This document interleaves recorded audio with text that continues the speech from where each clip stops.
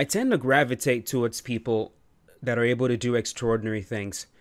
And with this specifically, I'm actually referring to physical things, athletic things. And because the word extraordinary could be defined in a lot of different ways, for me, I try to simplify it by defining it as someone who's able to do something that I can't possibly imagine myself doing. And there are a lot of difficult things out there that I can imagine myself doing. But for example, this right here, I could not possibly imagine myself doing that. Because not only can I not ride a bicycle, I have an insane fear of heights. And when I watch people doing this right here, there is no amount of training will prepare me to do something like this. I look at this as incredibly extraordinary. Even though it is super dangerous and a lot of people have died doing it, it is still extraordinary. The last time we saw Conor McGregor in the octagon was July 10th. He was fighting Dustin Poirier for the third time, and he broke his leg in half. Now, yes, the injury that he suffered was not as catastrophic as the injury that Anderson Silva as well as Chris Weidman suffered. With Chris Weidman and Anderson Silva, the injuries happened on impact. It was extremely catastrophic. But Conor McGregor's injury was also catastrophic. His leg broke in half. Now, I've never experienced anything like that, thank goodness, but I could only imagine the amount of pain that he had to have been under while that happened. And while everyone else was focusing on the awful shit that he was saying to Dustin Poirier, granted, all completely awful, granted, you should be focusing on that, I couldn't help but sit there asking myself, how the hell is this dude able to talk? How the hell is this dude not screaming his heart out? Why and how is he able to deal with this pain? Because I've seen other fighters go through this, and they're not sitting there talking. They're not sitting there talking shit. They're too in pain to even be able to come up with coherent sentences. That to me is extraordinary. His threshold for pain, which he demonstrated right there to begin with, to me is extraordinary. 2 weeks later on Instagram, he uploads this picture right here titled, "Life is not about what happens to us, but how we handle what happens to us. Let's go team. God bless, still grinding." This dude still has his legs all wrapped up. He's got his legs perked up, and he is already in the gym working out. Now, is it possible that this was all done for a photo op? Yeah, it's absolutely possible that he didn't actually work out. He just dressed up, went to the gym, took a photo, and went back home. But then again, I remember how I was after I got my shoulder surgery to repair my torn rotator cuff. I remember what the painkillers were doing to me. I remember how I was nauseous every single day for weeks after the surgery. The last thing that I would have done after shoulder surgery was to go to the gym. Even if it's to go to the gym and do something light, like walk on a treadmill. Like, I could have done it. I could have walked on a treadmill with my hand in a sling. The thought of doing that sounds like something that I most definitely would not have done. So the fact that Conor is able to get back in the gym 2 weeks after a catastrophic injury followed by very invasive surgery where a rod is placed inside of his leg, and he's already in the gym working out. To me, that is extraordinary. And he is still working out. He is still working out. He hasn't stopped. He's not indoors, laying on the bed, feeling sorry for himself. He is out and about. That is extraordinary to me. Now, that's not to say that Conor McGregor is the only man in the world that's going to be able to pull this off. That's not what I'm saying. What I'm saying, though, is that most of us will not be able to. Now, if you are the type of person that would be able to do this, kudos to you. You're built different. This does not apply to you. Click off the video, shrug your shoulder, walk away. I'm talking about the rest of us regular people who will not be able to do this. Or at the very least, when I think about it, it's very possible that if I absolutely had to, I might be able to find the willpower to do it. But if I was worth millions and millions of dollars and I absolutely did not have to, you better believe I would not be in the freaking gym 2 weeks after catastrophic injury. No way. That is extraordinary to me. Now, we're going to do a fighter showcase for Conor just because I'm in the mood for it.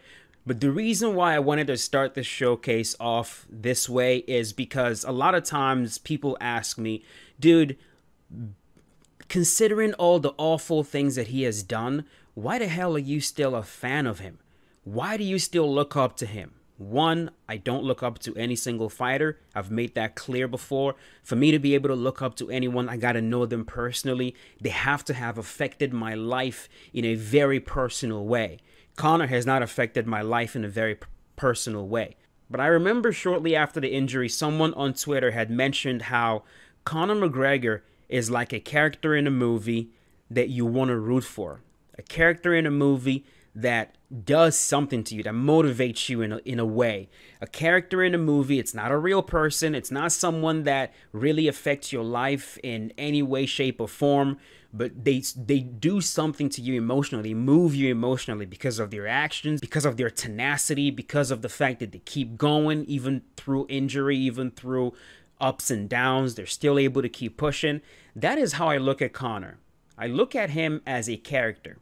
He's someone that I don't know. He's someone that does not know me.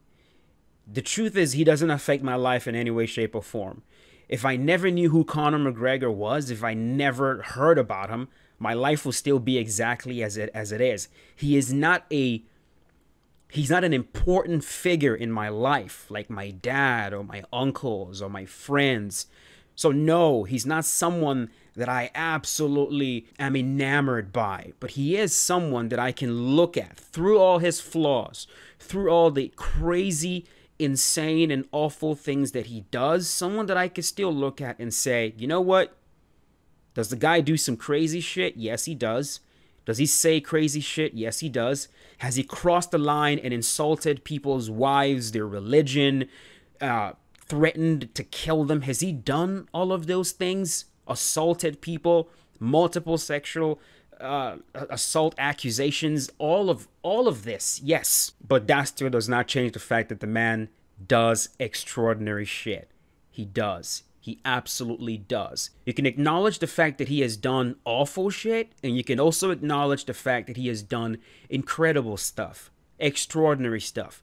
And that is what I generally choose to focus on when it comes to fighters. It's the same thing with Jon Jones. Now, you and I, we don't have to be the same way. We can be absolutely different when it comes to that.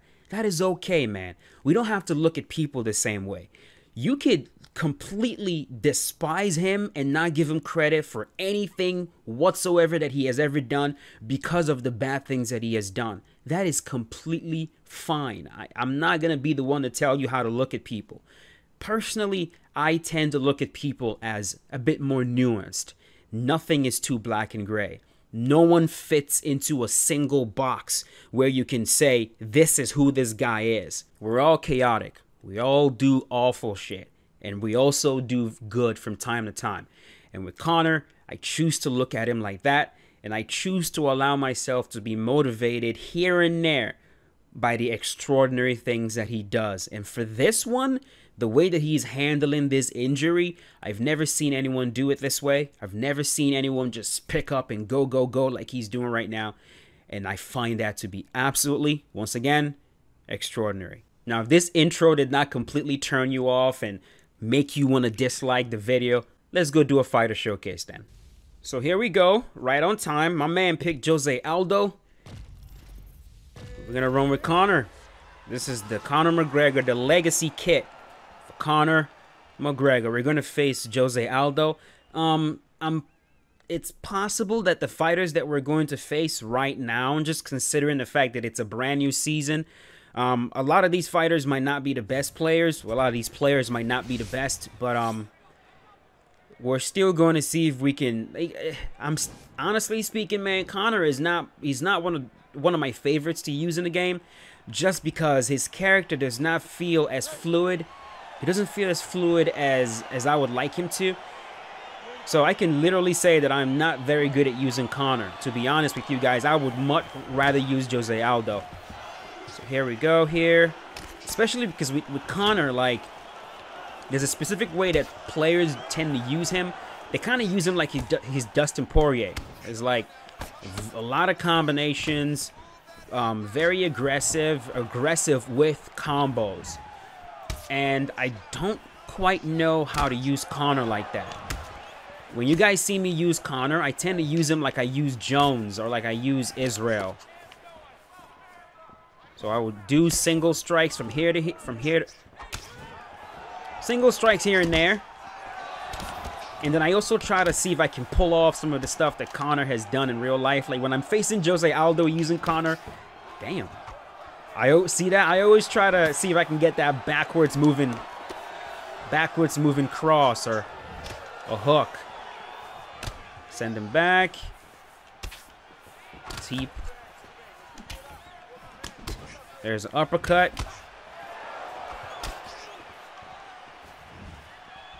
I'm just trying to see if I can catch him right here. So far, so good. Oh my God, that was close. Cross uppercut.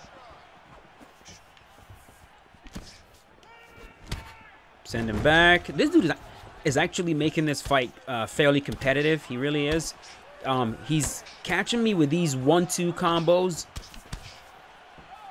And he's also doing a good job of knowing when to move forward. Like, those two things alone is making what I'm trying to do not really work. Like, what I'm trying to do is I'm trying to see if I can intercept him with like a backwards moving hook. Or like intercept him with the... Oh, I wish he was closer. He's also throwing leg kicks pretty well. Nice. And this is one way that you guys can... Got him. This is one way you guys can try to land leg kicks. Like if you're having an issue sneaking in leg kicks, a very good way to actually land leg kicks in this game is to throw forward moving lunging leg kicks. Because a lot of times players don't expect it. I don't expect it too much. Like what he just did right there.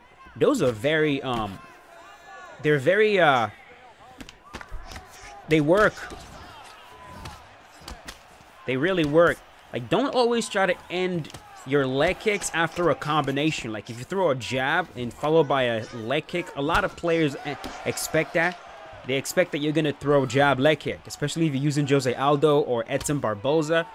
So sometimes it's beneficial to just throw the leg kick naked from afar. Make sure you're close enough, of like right there. All right, check that one, though.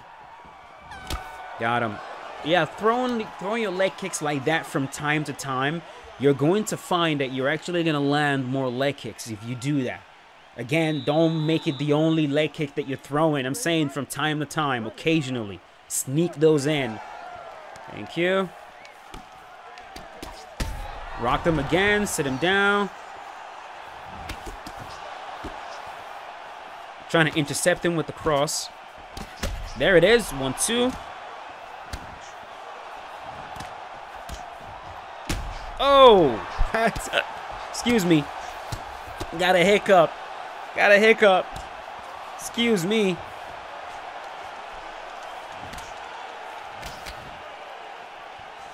That cross gave me a hiccup. There it is. A lot of times you can draw them into it by throwing a jab and then backing up. Oh boy. Oh my God, his head is so damaged right now. Throw a jab, then you back up with it because they want to counter. Right hook, get on top. He survives. Let him up.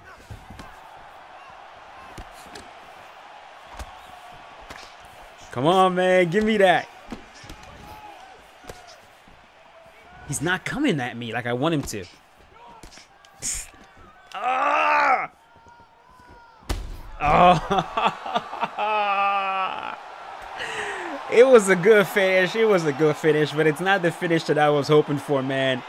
That's not the finish. I was hoping I could jab him and have him, like, draw him in, have him come at me so I can back up and boom, fire off that cross or that hook. But this works. This works. All right, folks, we're going to do one more fight. One more fight with Notorious, and we'll call it a day. Hope you guys are enjoying.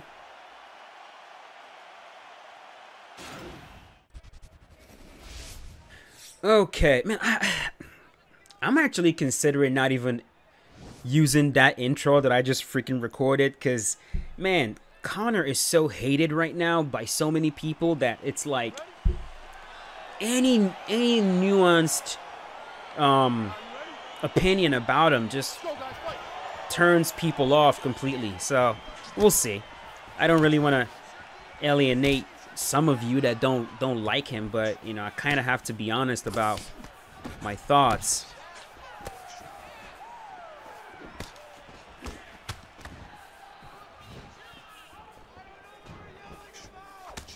All right, you got Justin Gaethje. Oh, that was close. Catch that. I prefer this, I don't know. I'm trying to figure out which character model I prefer. I mean, their bodies are definitely different. Oh, my man shooting a takedown. Trying to take down Notorious. Trying to intercept him with the cross. But again, the way it falls short sometimes. I think the thing with Conor is I just have to use him more, honestly. There we go. You guys will notice like I use him like I use Jones. You know, I use the sidekick, and then I'm mostly throwing singles. But honestly speaking, though, that is kind of how he used to fight before. Of course, not the sidekicks, but like Conor has never really been this like 4-hit combo guy. He's never really been that guy.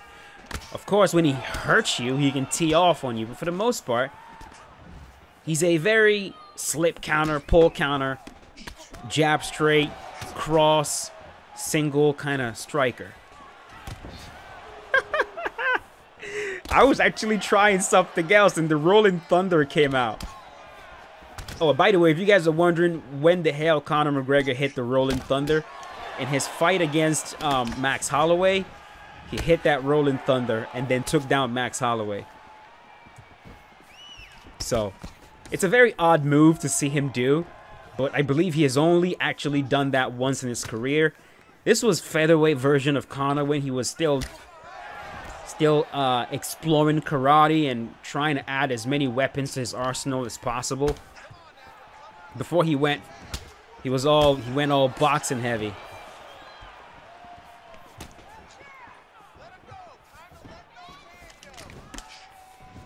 A lot of people have said that they think Conor should probably go down to the featherweight division, and I'll be honest, man, I mean, I don't see him doing it. I think it would be good. I think it would be very interesting to see if he could pull that off again. I just don't think that is something Conor is going to do.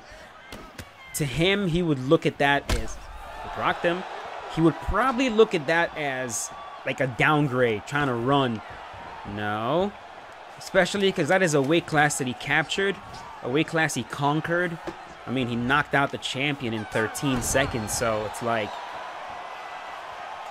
I think we would see Conor at middleweight before we see him go back down to the featherweight division, because he's the kind of guy that really he wants to capture a belt in every single weight class if possible. He wants to capture the featherweight belt, then get the lightweight belt, then the welterweight belt, then the middleweight belt, then the light heavyweight belt, then the heavyweight belt.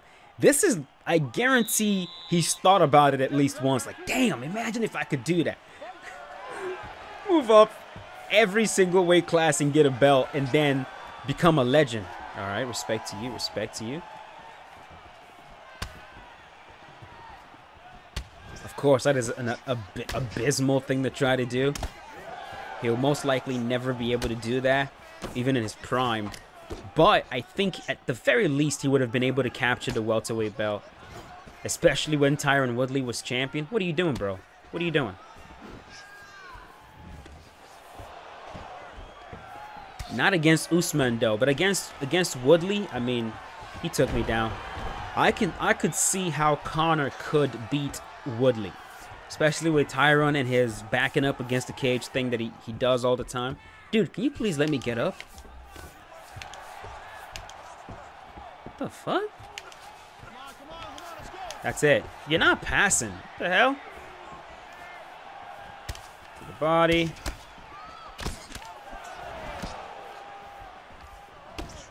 Got him. To the body. I think this dude is getting frustrated. Why is he getting frustrated? Like, am I doing anything that's annoying right now? Well, probably annoying, but I know I'm not cheesing him. He's just probably mad he can't hit me. Oh my God. He is, look at this. Okay. I'll head kick you. Go ahead, bro. I will take you out of your misery.